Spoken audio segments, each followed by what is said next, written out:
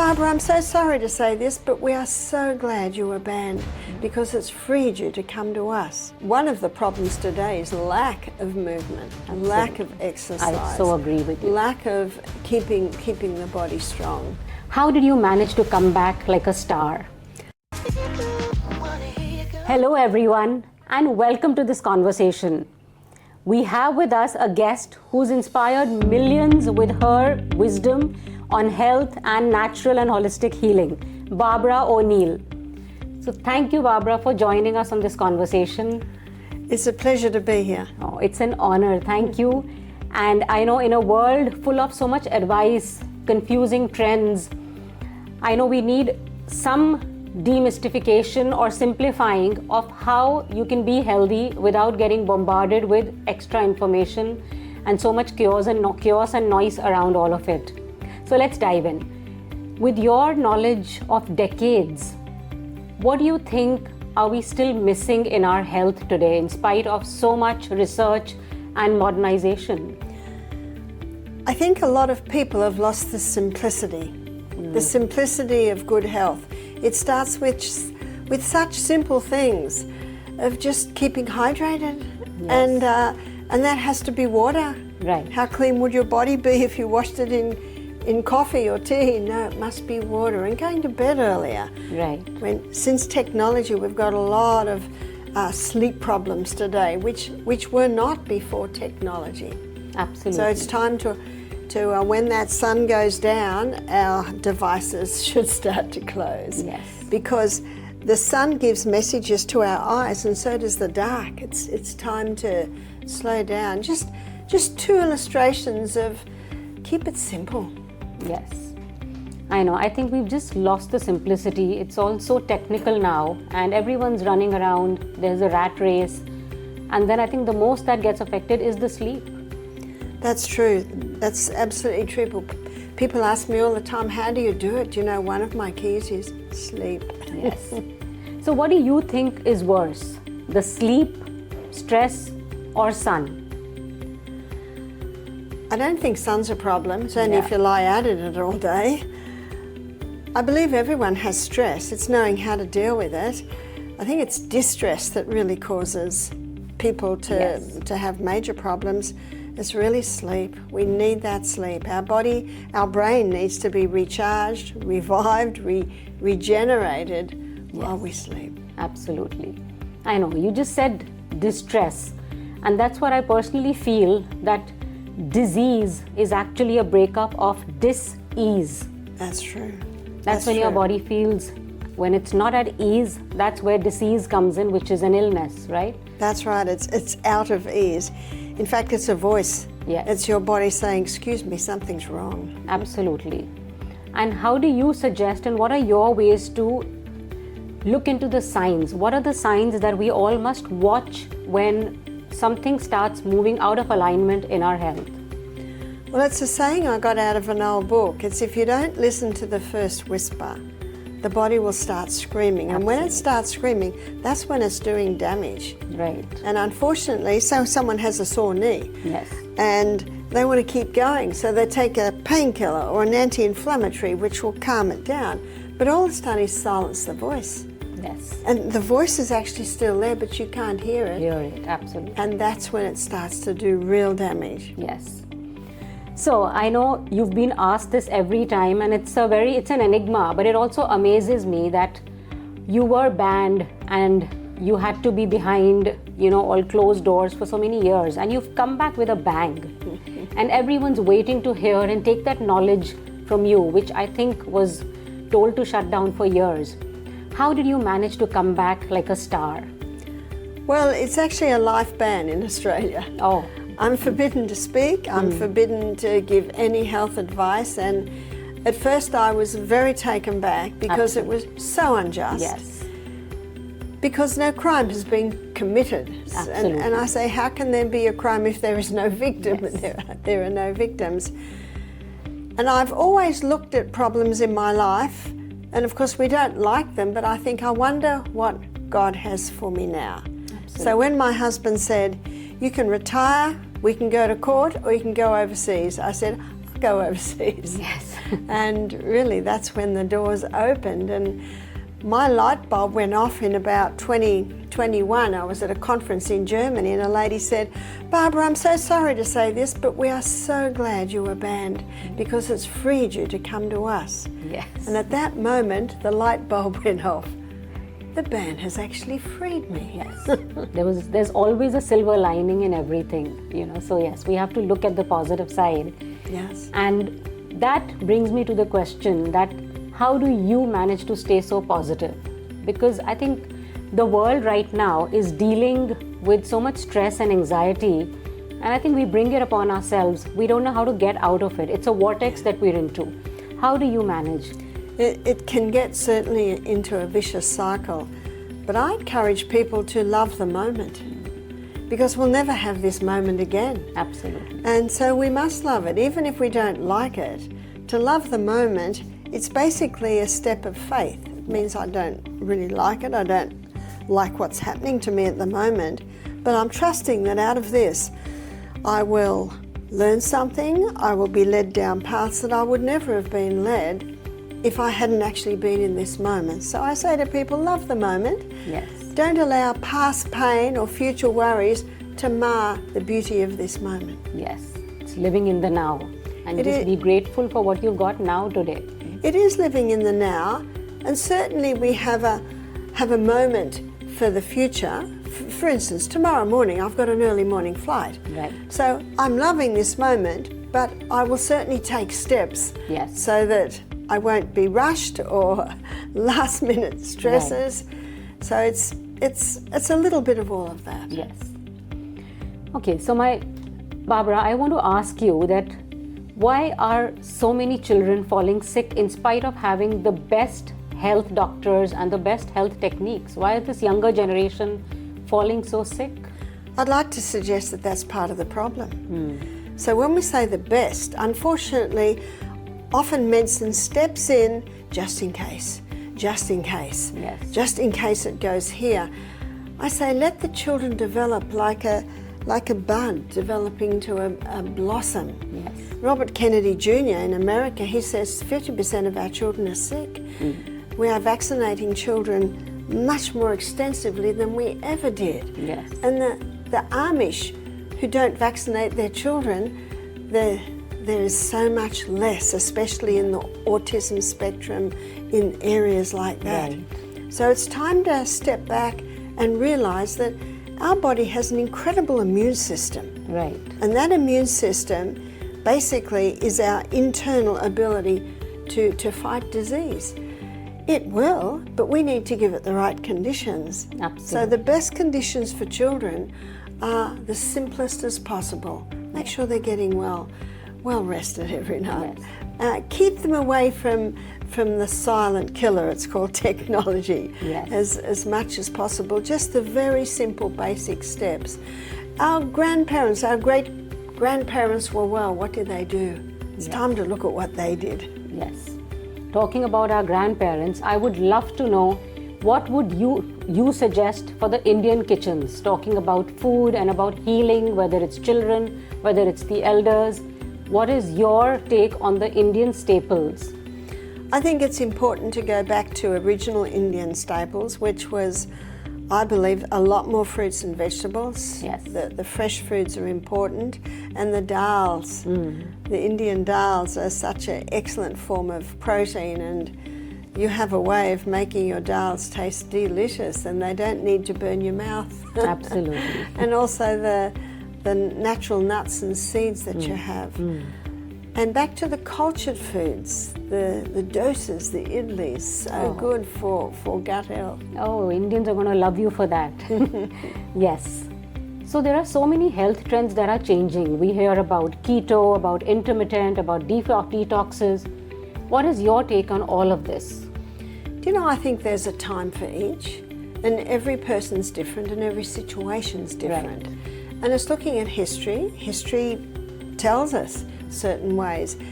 And the fasting, it's always been a natural part of diet, especially way back when people weren't dependent, or I should say were dependent on what they grew. Yes.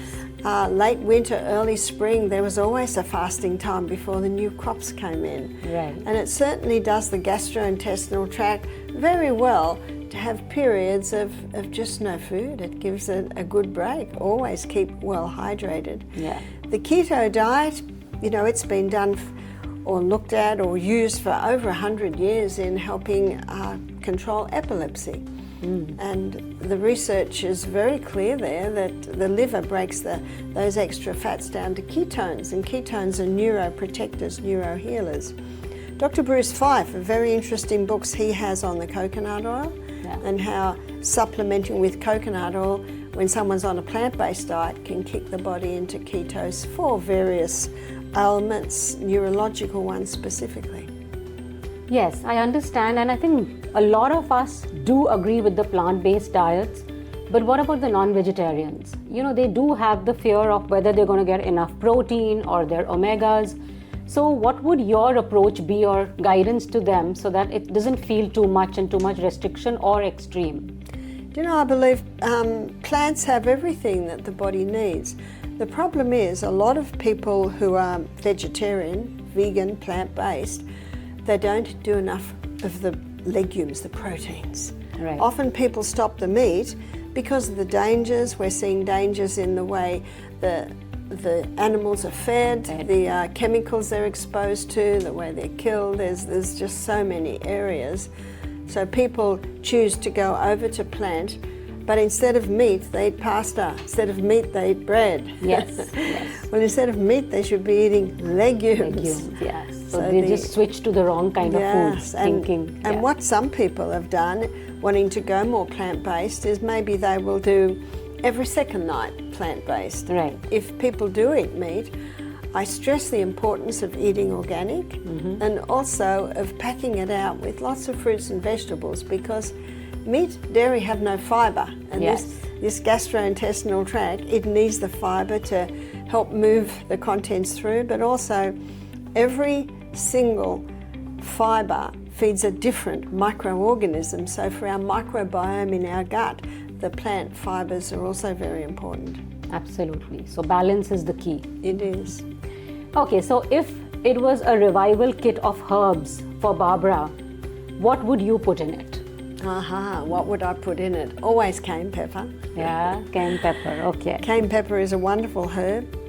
In fact, Sam Beiser, who wrote a book called Curing with Cayenne, he's a medical journalist, he shows how you put cayenne with any other herb and it'll intensify its action. Right. Okay. And a very common one in India is turmeric. And turmeric, I think, is an excellent herb to reduce inflammation in the body.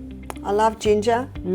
Ginger's another excellent one. It's called the sweet bitter. Right. And the liver loves the bitters, but the ginger, I think, is the nicest bitter because it is a slightly sweet bitter. Yeah. I usually travel with peppermint. Peppermint's very good to ease the stomach. Peppermint also can ease a headache. Yeah.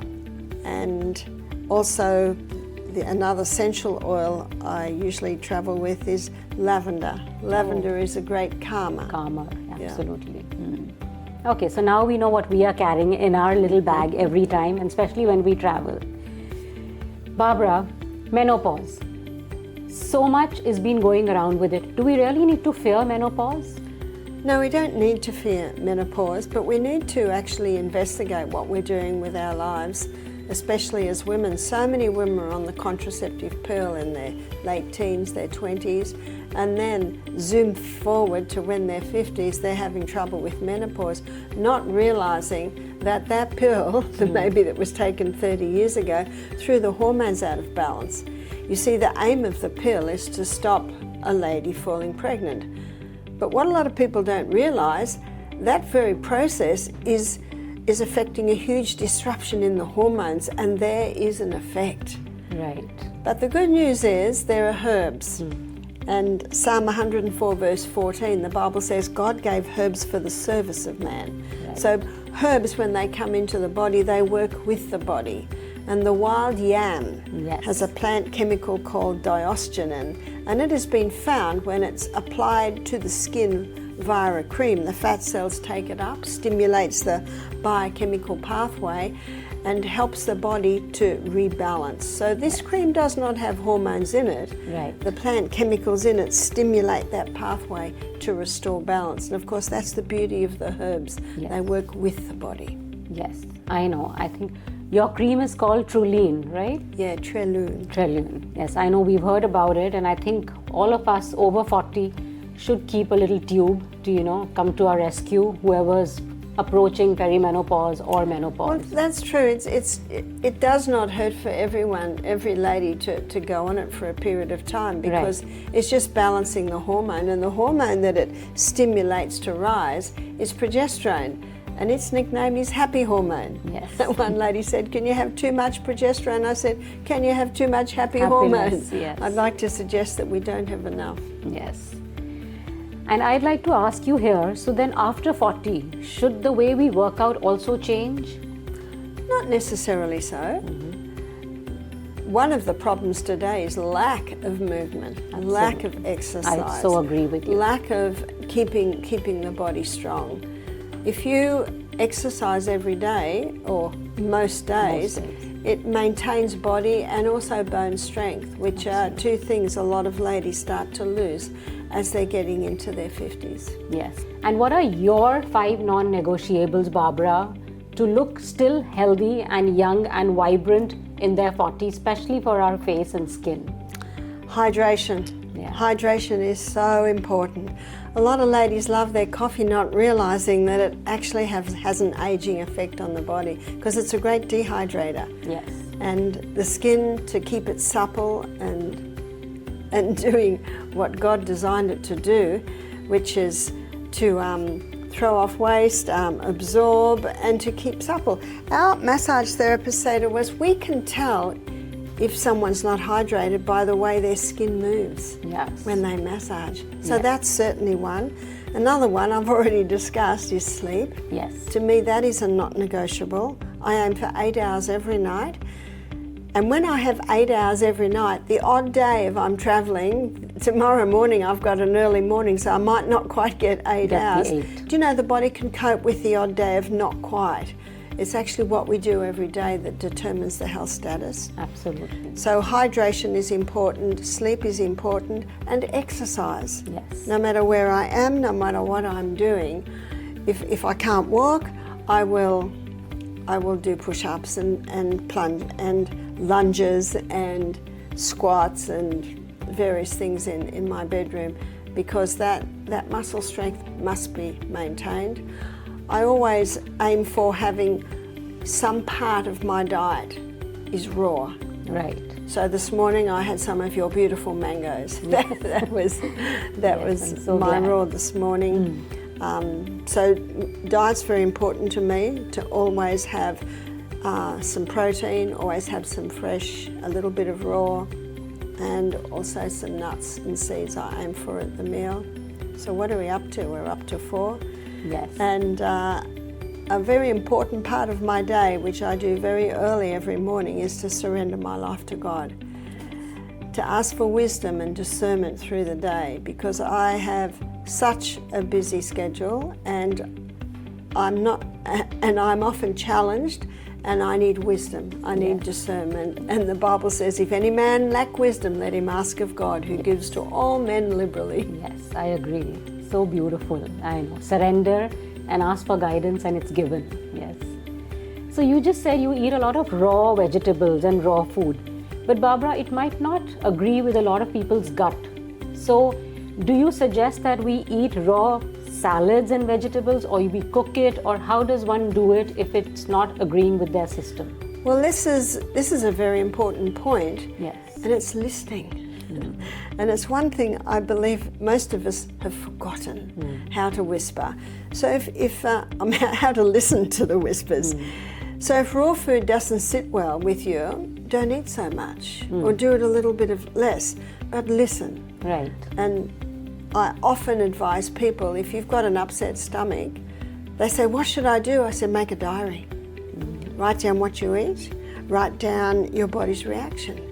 And then over a week or 2, you can look back and maybe you'll see a pattern and so that you see, that can tell you what no tests, no man can tell you. Your body can tell you what no man can tell you. It's about listening. Absolutely. Okay, so what are the ingredients in our kitchen that we can use for anti-aging?